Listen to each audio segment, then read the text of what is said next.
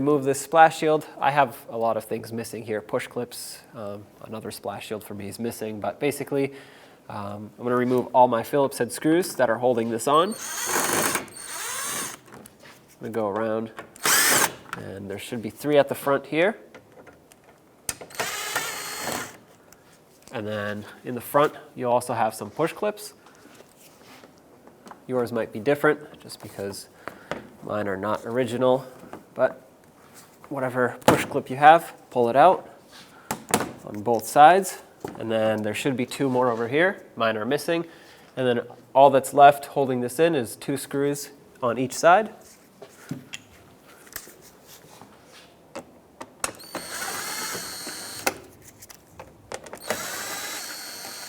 Okay.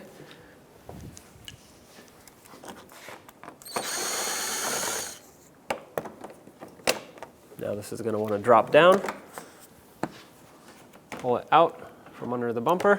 Let's unplug the horns. Connector is right down here. And then follow the wire up. You'll see it's connected to this bracket. You'll need to pop it off the bracket. There you go. Set the wire aside. And then with a 10mm socket, unscrew the bolt that holds the horns up. Hold them so they don't fall on your face. There you go. Put the new horns up and into position and start in your mounting bolt.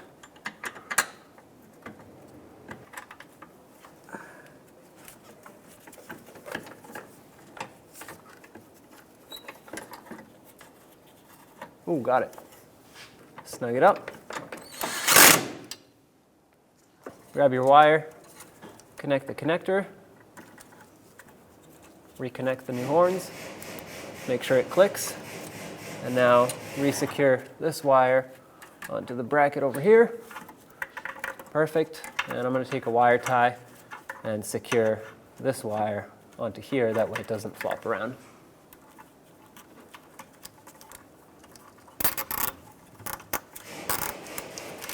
There you go. Let's put up the splash shield. Line it up with the bolt holes on the back here. Let's start in a few of the screws.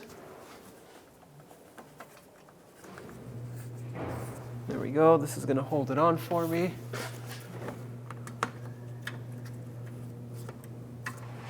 Okay. Make sure it gets tucked up underneath the bumper cover. And start this one in over here. And the one next to it. Let's snug these up. And then if you had these 2 push clips, go ahead and put those back. Now let's do the same thing to the other side.